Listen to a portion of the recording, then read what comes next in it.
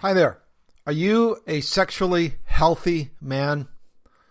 And what does that even mean? Well, today on Finding Traction, we look at that question, talk about health and unhealth, and how to move towards a proper picture of being a sexually healthy man. Welcome aboard. Guys ready?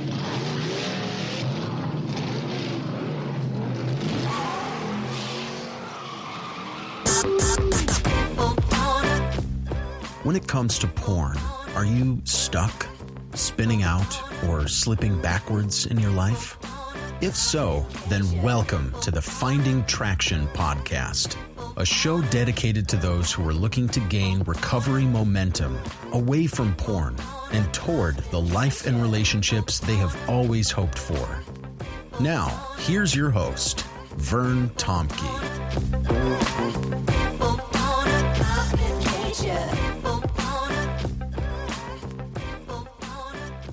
Well, it's great to have you back on the Finding Traction podcast. It's February 2021. I am currently in quarantine. My wife and now my son have both tested positive. I've been tested twice. I have the same symptoms, and I have no idea why I have not been positively diagnosed.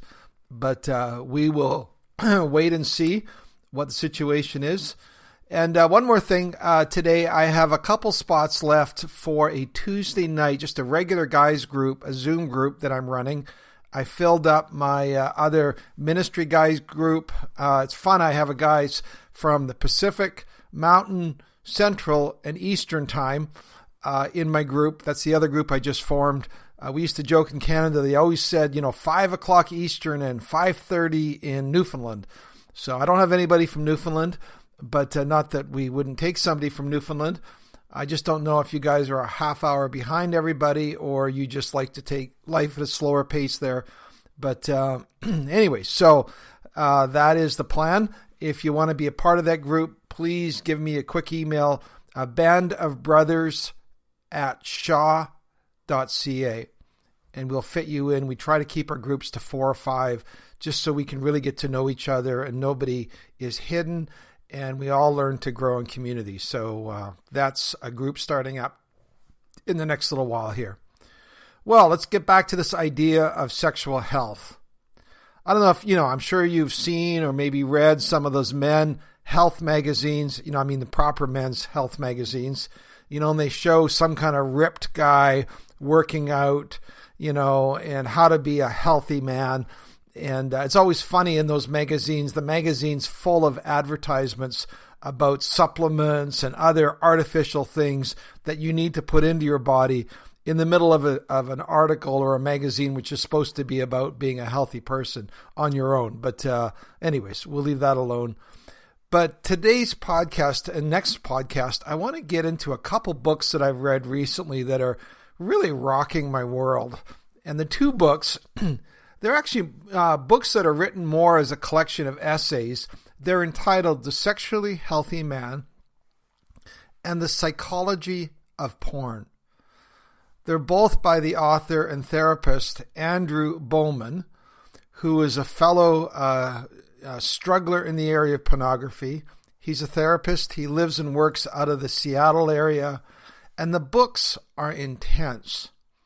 They're out of the box. They're really not like most of the other typical books on porn recovery, and they're incredibly thought-provoking. You might not agree with everything he says, but they will certainly make you think. And I'd love to have the author of those books on my podcast. I'm working on it. But in the meantime, I'm going to tell you about why the books and how the books have impacted me. And they've lodged a little bit like some kind of brain worm or earworm in my thinking. So I want to just unpackage this whole idea around what does it mean to be a sexually healthy man. And Andrew Bauman, he gives a picture, there's a diagram, and I've stuck, should be in your show notes, a link that you can go to the picture that is on his website and look at some of his other resources as well. But he talks about what that looks like. And next week, we're going to then drill down into how this pattern of being healthy or unhealthy relates to the ways that we interact with women. So that's for next week. But again, there's a link in the podcast, and I want to walk through these 12 different sort of examples of what it means to be sexually healthy and what it means to be sexually unhealthy. So number one is the whole thing of being emotionally distant versus emotionally present.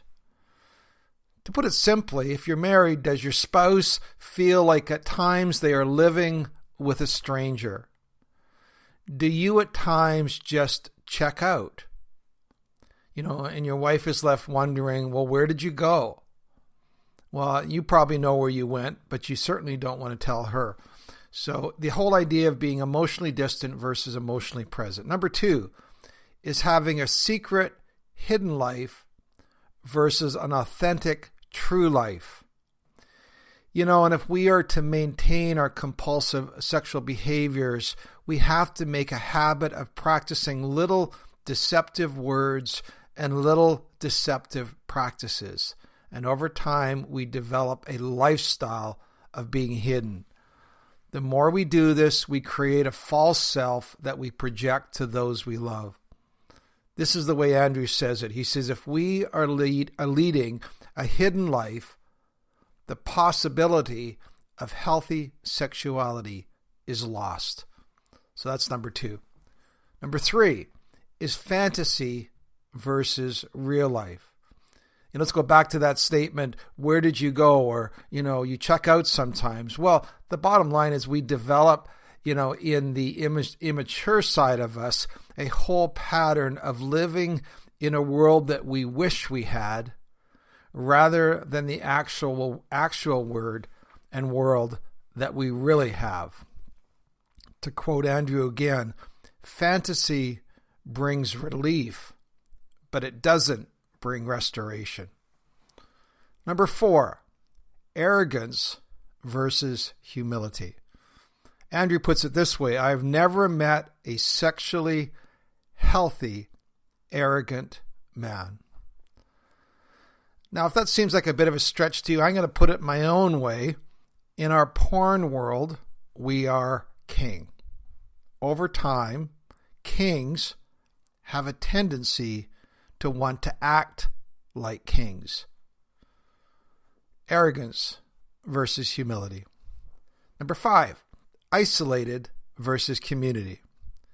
Healthy people, they live out their lives fully and transparently with others in real authentic community. The sexually unhealthy man hides away from other people, alone with the doors closed, alone in front of a computer after their wife goes to bed, away from the nutrients of being with other people. Isolated versus community. Number six, immature versus mature. In other podcasts, we've talked about how things like compulsive porn use, they tend to just put and push a pause on our maturation, the social ways we relate to other people, the emotional growth that normal people go through. If we continue to live that way, we spend the rest of our lives growing, older, but not growing up.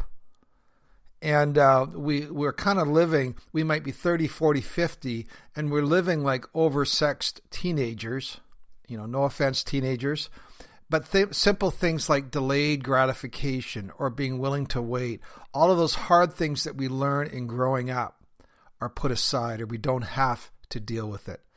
So that's number six, the whole area of immaturity versus maturity. Now, number seven is similar to this, but it's being selfish versus being mutual.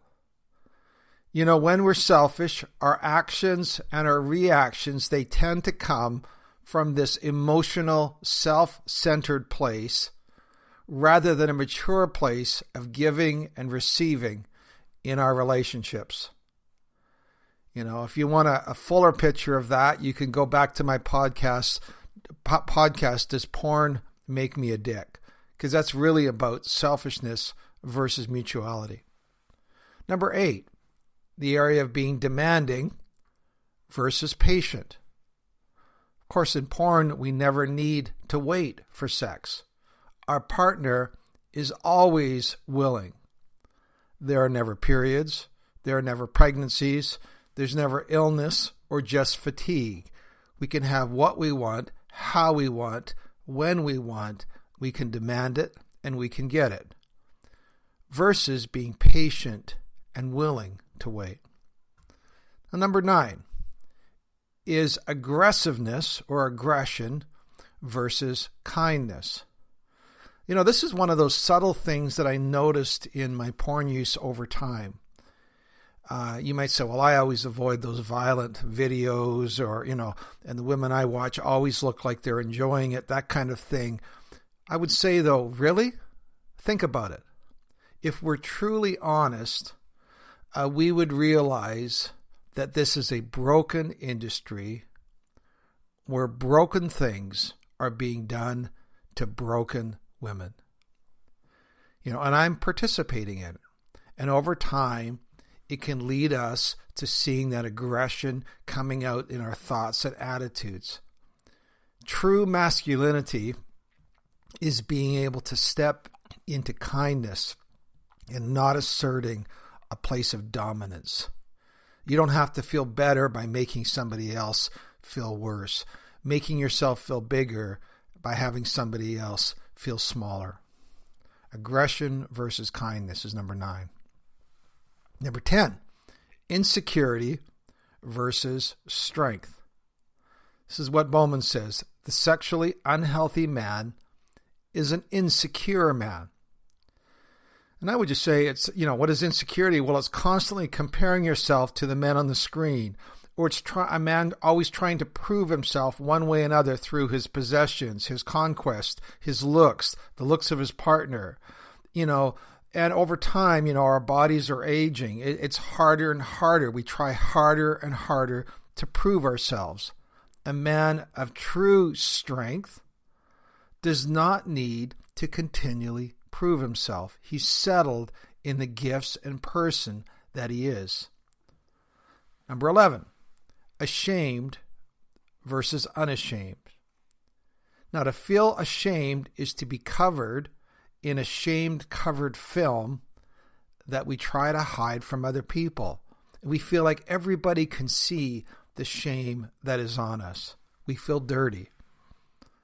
To feel clean is to feel confident. Ashamed versus unashamed. And the last one, objectify versus honor. Now, I'm going to leave this one till next time, the next podcast, because I have been really messed up by this one as I'm thinking about it and trying to wrestle it through in my own life and learning how to relate to women. So I'm just going to leave that one alone, and we're going to get into that broader topic next week. But those are the 12 examples or the 12 markers that Andrew Bauman would give regarding what it means to be sexually healthy versus sexually unhealthy. Now, if you go over that list, and again, or you download or look at that diagram, it might make you feel depressed. You go, you know what? I feel like most of those things, at one level or another, they could represent me in the way I'm acting and the way I am. And you just feel overwhelmed and go, you know what? There's no hope. But I want to put a positive spin on this. Let me just say, I've noticed in my own life and the men that I work with, as you begin to get some distance from porn, signs of health begin to emerge. Up here in the Pacific Northwest, or we're just north of the border, but we're nearing right now the latter half of winter. But already there are signs of spring. The days are getting slightly longer. Some flowers are beginning to appear, and it feels like winter's grip is loosening. I would submit to you that is a great word picture, that happens in some of these markers as you begin to journey into recovery.